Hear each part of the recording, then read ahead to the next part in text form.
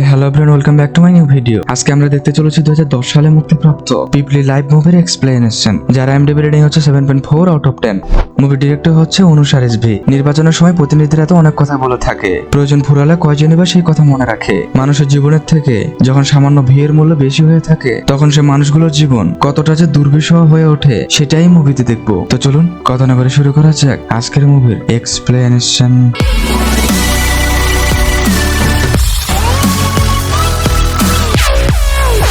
Movie শুরুতে নাথা দৌড়ে কোথাও একটা যাচ্ছিল, তখনই নাথার ঘুম ভেঙে যায়। নাথা তার ভাই বুধিয়াকে বলে, ভাইয়া আমরা যদি আমাদের জমিটা হারিয়ে ফেলি তখন আমাদের কি হবে? বুধিয়া কোনো কথা বলে না, সে চুপচাপ বসেই থাকে। দুই ভাই ব্যাংক থেকে বাড়ি ফিরছে, গাড়ি থেকে দুই ভাই নেমে যায়। দুই ভাই তাদের গ্রামে যেতে থাকে। তাদের গ্রামের নাম পিপলি। এই গ্রামের সকল মানুষের কৃষির উপর নির্ভরশীল। দুই ভাই বাড়িতে আসে। নাথার বউ ধানিয়া বলে, ব্যাংক থেকে তোমাদের কেন ডেকেছিল? নাথা বলে, এমনি ডেকেছিল।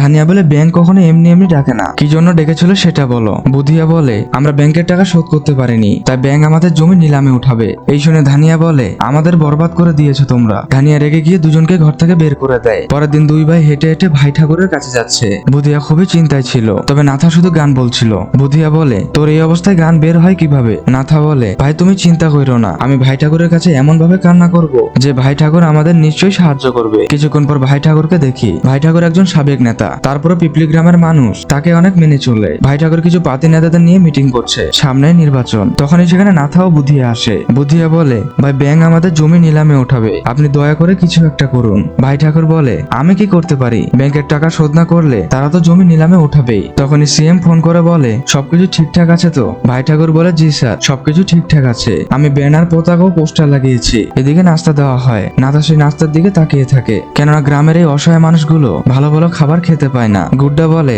ভাই ঋণের জন্য কেউ যদি আত্মহত্যা করে তাহলে সরকার তাকে 1 লাখ টাকা দিবে। ভাই ঠাকুর বলে, সরকার এমনি এমনি কিছু দেয় না, নিজের জীবন দাও আর 1 লাখ টাকা নাও। এই বলে সবাই সেখান থেকে চলে যায়। দুই ভাই আবারও গ্রামে ফিরে আসে। দুইজনই গ্রামবাসীদের কাছে আসে। একজন বলে, ভাই ঠাকুর কি বললো? বুধিয়া বলে, আত্মহত্যা করলে সরকার নাকি 1 লক্ষ টাকা দেবে। সেখানকার একজন বলে, যদি আত্মহত্যা করলে 1 লাখ টাকা পাওয়া যায় তাহলে ক্ষতি কি? এতে পরিবারের জীবনও ভালোভাবে চলবে। দুই ভাই বাড়ি আসার পথে শুনতে পায় একজন ট্রেনে কাটা পড়ে মারা গেছে, আর একজন কুয়োতে পড়ে মারা গেছে। এইসব শুনে বুধিয়া একটু ভয় পায়, কারণ তার ভাই খুব সহজ সরল, সে যদি এমনটা করে ফেলে তাহলে কি হবে? দুই ভাই মন খারাপ করে ভাবতে থাকে। তখনই তাদের মা তাদের ডাক দিয়ে বলে, আমাকে একটু রোদের কাছে এনে দাও। বুধিয়া বলে, মা আমাদের জমি থাকবে না। তাদের মা বলে, জমি থাকবে কিভাবে? তোরা আরো বেশি করে নেশা কর। ধানিয়া বলে, ভাই ঠাকুর কি বললো? বুধিয়া বলে, আত্মহত্যা করতে বললো। ধানিয়া বলে, নিশ্চয়ই তোমরা উল্টাপাল্টা কিছু বলেছো। এই কথা শুনে বুধিয়া রেগে গিয়ে সেখান থেকে চলে যায়। একটিবার গুড্ডা সেলুনের দোকানে চুল কাটতে এসেছে। তখনই সেখানে বুধিয়া এসে বলে, ভাই আত্মহত্যা করলে কি সত্যি সরকার টাকা দেবে? গুড্ডা বলে, হ্যাঁ দেবে।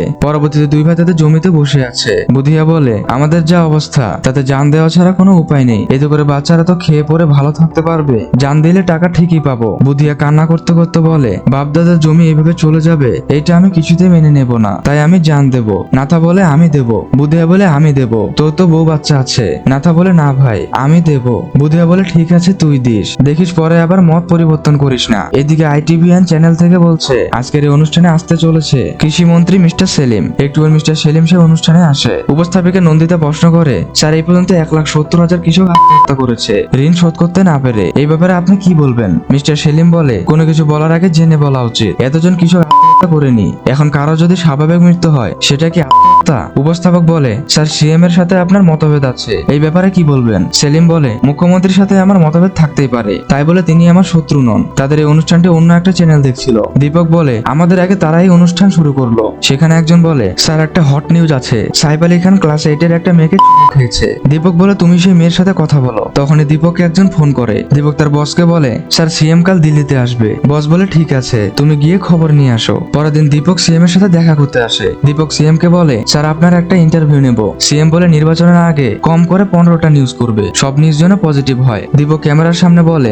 স্যার কৃষকদের উন্নয়নের ব্যাপারে আপনারা কি করবেন? সিএম বলে, কৃষকদের উন্নয়ন মানে আমাদের দেশেরই উন্নয়ন। এদিকে বুধিয়া ধানিয়াকে বলে, নাথা আত্মহত্যা আত্মহত্যা করবে। ধানিয়া বলে ও কেন করবে, তুমি করো, তোমার তো বউ বাচ্চা নেই। বুধিয়া বলে ও মরলে সরকার তার বাচ্চাদের টাকা দেবে, জমিটাও ফেরত পাবো। ধানিয়া না থাকা বলে বেঁচে থাকতে তো কিছু করতে পারলে না, এখন মরে গিয়ে কি করতে চাইছো? ধানিয়া আরো বলে আমি জানি এই বুদ্ধি তোমাকে তোমার ভাই দিয়েছে। বুধিয়ার মা বলে বুধিয়া নাথার বউকে একটা চর মারতে পারিস না? ধানিয়া বলে হাত দিতে আসলে হাত ভেঙে দেবো। পরবর্তীতে আমরা রাকেশ নামে একজনকে দেখি। রাকেশ পিপলি গ্রাম সহ আশেপাশের খবর জোগাড় করে পত্রিকায় প্রকাশ করে। একজন এসে রাকেশকে বলে পিপলি গ্রামের হাসপাতালে সিএম আসবে, যাও সেখান থেকে খবরাখবর নিয়ে আসো। এদিকে দুই ভাই বাজার থেকে বাড়ি ফিরছে। বুধিয়া বলে তুই মরলে অনেক সম্মান পাবি। নাথা বলে ভাই মরে যাওয়ার পর সে সম্মান দিয়ে আমি কি করব? তখনই পাশ দিয়ে রাকেশ যায়। রাকেশ দূরে থাকা এক বৃদ্ধকে দেখতে পায়। বৃদ্ধটি মাটি খুঁড়ছিল। রাকেশ চিৎকার করে বলে চাচা এখানে হাসপাতাল কোথায়? বৃদ্ধ লোকটি কোনো কথাই বলে না। রাকেশ হাসপাতালে এসে জানতে পারে সিএম এখনো আসেনি। দুই ভাই একটা দোকানে আসে। দোকানদার বলে সিগারেট কেনার টাকা কোথায় পাবে? নাথা বলে আমি আত্মহত্যা করব,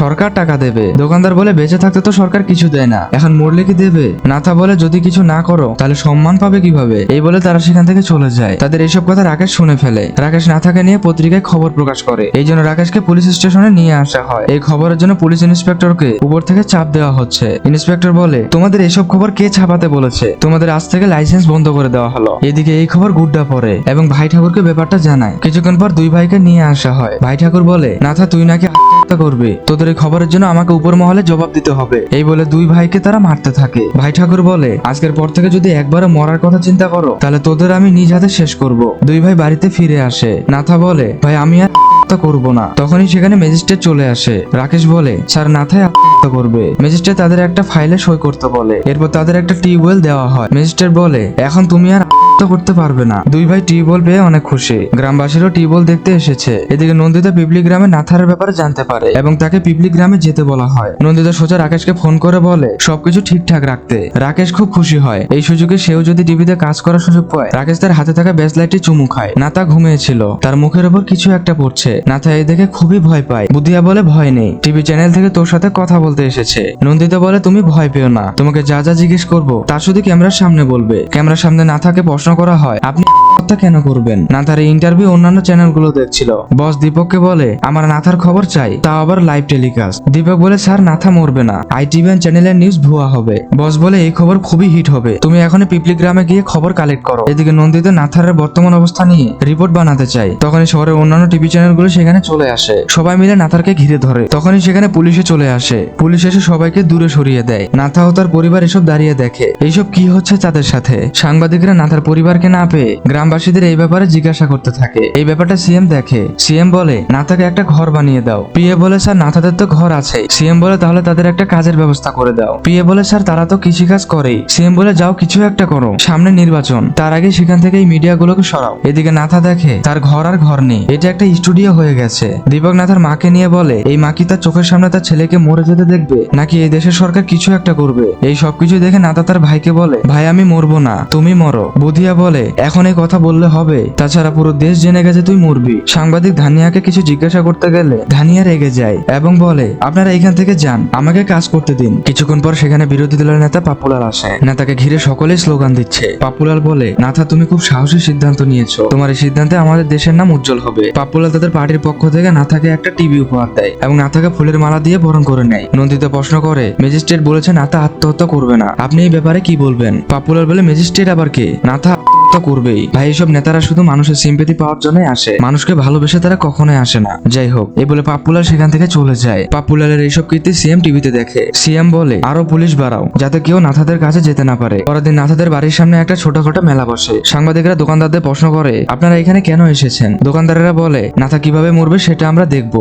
এই সুযোগে আমাদেরও কিছু আয় হলো। দীপক দুজন মেয়েকে বলে আপনারা ক্যামেরার সামনে শুধু মাথা নাড়াবেন। এরপর দীপক ক্যামেরার সামনে বলে এই দুজন মেয়ের উপর দেবী ভর করেছে। মেয়ে দুজন বলছে নাথা আত্মহত্যা করবে, দেখা যাক নাথা কি করে। অপরদিকে এক সরকারি কর্মকর্তা বলে স্যার নাথার ব্যাপারটা তো দেখেছেন, এই ব্যাপারে আমরা কি কিছুই করতে পারি না? অফিসার বলে অবশ্যই করব, তবে কোর্টের অর্ডার আসবে তারপর। পরবর্তীতে বুধিয়া বাজার করতে গেলে সাংবাদিকরা তাকে জেরা করছে। ধানিয়া পানি আনতে গেলে পুলিশ তাকে বাধা দিচ্ছে। রাতে নাথা বাথরুমে গেলেও পুলিশ তাকে গার্ড দিয়ে নিয়ে যাচ্ছে। পরের দিন মিস্টার সেলিমের ইন্টারভিউ নেওয়া হচ্ছে। উপস্থাপক বলে নাথা করার সিদ্ধান্ত নিয়েছে। এই ব্যাপারে প্রশাসন কি করছে? সেলিম বলে আমিও এইটাই জানতে চাই। মুখ্যপ্রদেশের প্রশাসন কি করছে? সেলিম আরো বলে এই অবস্থার জন্য সিএম দায়ী। এদিকে সিএম প্রেসের সামনে বলছে কৃষকের আত্মহত্যা এটা তো নতুন কোনো বিষয় না, আপনারা আশেপাশে খোঁজ নিয়ে দেখুন। এদিকে নন্দিতা আয়নার সামনে মেকআপ করছে। রাকেশ নন্দিতাকে সিভি দেয়। রাকেশ বলে ম্যাডাম আমি আশপাশের অনেক খবর কভার করি, এবারে আমায় একটা সুযোগ করে দেন, আমি টিভিতে কাজ করব। নন্দিতা বলে ঠিক আছে, নাথার ব্যাপারটা ভালোভাবে শেষ হোক, এই ব্যাপারে আমরা পরে কথা বলবো। তখনই সেখানে ভাই ঠাকুর আসে। ভাই ঠাকুর বুধিয়াকে বলে নাথা যদি দুদিনের মধ্যে না মরে তাহলে আমি তোমাকে মেরে ফেলবো, এইসব মিডিয়ার মানুষজন তো চলে যাবে, তখন তোমাদেরকে কে বাঁচাবে? এই বলে ভাই ঠাকুর চলে আসে। সাংবাদিকরা ভাই ঠাকুরকে প্রশ্ন করে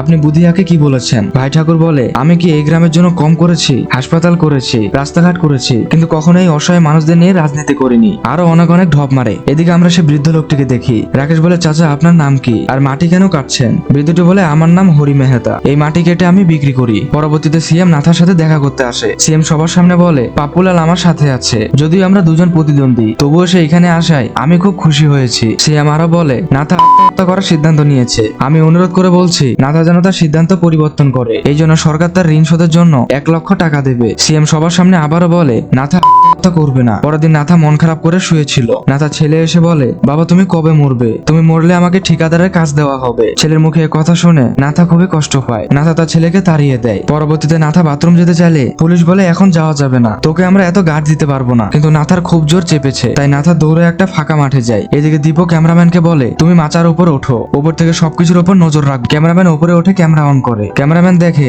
নাথা একটা পাথরের পাশে বসে আছে। ক্যামেরাম্যান চিৎকার করে এটা সবাইকে বলতে থাকে, কিন্তু পরক্ষণে নাথাকে আর দেখা যায় না। ক্যামেরাম্যানের কথা শুনে সাংবাদিক ও পুলিশও সকলেই ফাঁকা মাঠে আসে, কিন্তু এখানে কেউ কোথাও নাথাকে খুঁজে পায় না। সাংবাদিকরা যে যার মতো নিউজ করছে যে নাথা নিখোঁজ হয়ে গেছে। নাথাকে উদ্ধার করতে দেশের মানুষজন আন্দোলন শুরু করে দেয়। নাথাকে ঘিরে চারদিকে একটা চাঞ্চল্যকর অবস্থা তৈরি হয়। পরবর্তীতে মিস্টার সেলিম বলে একটা কার্ড তৈরি করো নাথার নাম দিয়ে, যে সকল কৃষকরা আত্মহত্যা করতে চাইছে তাদেরকে এই কার্ড দেওয়া হবে। এই শুনে এক কর্মকর্তা বলে স্যার আমাদের দেশে এমন অনেক গরিব কৃষক আছে, কার্ড তৈরিতে এত টাকা কোথায় পাবো? সেলিম বলে আমরা তো শুধু প্রচার করব, খরচ তো সরকার দিবে। রাতে ধানিয়া বলে আমি এখন আমার বাচ্চাদের নিয়ে কোথায় যাব? তুমি মরতে পারলে না? বুধিয়া বলে নাথা মরলে তার বউ বাচ্চা টাকা পাবে। বুধিয়ার মা বলে ধানিয়া তুই মর। ধানিয়া বলে মা আপনি চুপ করেন, আপনার ওষুধ কেনার জন্য লোন নেওয়া হয়েছে। ধানিয়া বুধিয়াকে বলে তুমি মরলে টাকা আম্মা পেত, যাও এখন গিয়ে মরো। পরের দিন এক ছোট্ট কুড়ে ঘরের সামনে কিছু মানুষ দাঁড়িয়েছিল। তখনই সেখানে রাকেশ আসে। রাকেশ একজনকে জিজ্ঞাসা করে এখানে কি হয়েছে? লোকটি বলে এখানে যে বৃদ্ধটি মাটি কাটতো সে মারা গেছে। রাকেশ বলে কিভাবে মারা গেল? লোকটি বলে বৃদ্ধটির তো এই দুনিয়ায় কেউ নেই, বৃদ্ধটি সারাদিন মাটি কাটতো, আজ হঠাৎ দেখি বৃদ্ধটি মাটি কাটতে গিয়ে সেখানে মারা গেছে।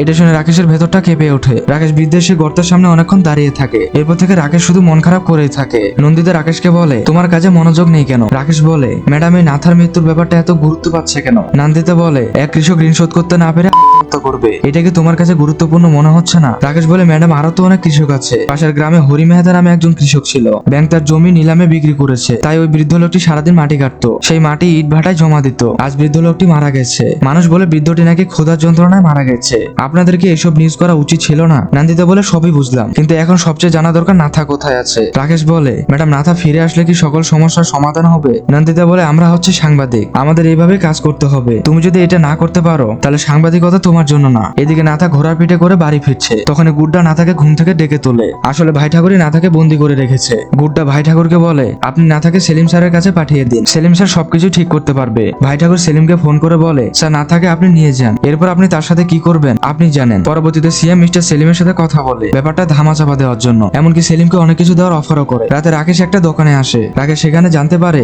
এই দোকান থেকে গেস্ট হাউসে খাবার দেওয়া হয়, সেখানে গুড্ডা আছে। এই শুনে রাকেশের সন্দেহ হয়। রাকেশ সোজা গেস্ট হাউসে চলে আসে এবং দেখে নাথাকে বন্দি করে রাখা হয়েছে। এই দেখে রাকেশ সোজা নন্দিতাকে ফোন করে। নন্দিতা বলে তুমি থাকো আমরা যাচ্ছি। নন্দিতা চুপচাপ তার ক্যামেরাম্যানকে সাথে নিয়ে বেরিয়ে পড়ে। এইসব আবার দীপক দেখে ফেলে। কিছুক্ষণ পর নন্দিতা গেস্ট হাউসে আসে। ভাই ঠাকুর ও গুড্ডা সেখানে একটা ঘরের ভেতর লুকায়। একটু পর সেখানে সব সাংবাদিকরা চলে আসে। নাথা এইসব দেখে চুপচাপ বসে থাকে। এদিকে সব সাংবাদিক নাথাকে খুঁজতে থাকে। রাকেশ একটা ঘরে ঢোকে। নাথা আবার সেই ঘর থেকে বেরিয়ে আসে। গুড্ডা সেখানে আগুন ধরালে আগুন চারদিকে ছড়িয়ে পড়ে। এর ফলে সেখানে একটা বড় ব্লাস্ট হয়। এরপর সেখানে পুলিশও আসে। এই ঘটনায় 4 জন মারা গেছে। সাংবাদিক বলছে নাথা এই দুর্ঘটনায় মারা গেছে। পরের দিন সবাই সবকিছু নিয়ে চলে যায়। সাংবাদিকরাও পিপলি গ্রাম ছেড়ে চলে যায়। নন্দিতাও যাওয়ার জন্য গাড়িতে ওঠে। নন্দিতা ভাবে রাকেশের ফোনটা বন্ধ, কাল রাত থেকে তার কোনো খবর নাই, কিন্তু নন্দিতা এই ব্যাপারটা হালকাভাবে নেয়। বেশ কিছুদিন পর বুধিয়া মন খারাপ করে বাড়িতে আসে। ধানিয়া বলে পোস্ট ম্যাডাম রিপোর্ট পেলে সবকিছু দিবে বলেছে। বুধিয়া বলে তারা বলছে এটা একটা দুর্ঘটনা ছিল, তাই তারা কিছুই দেবে না। ধানিয়া বলে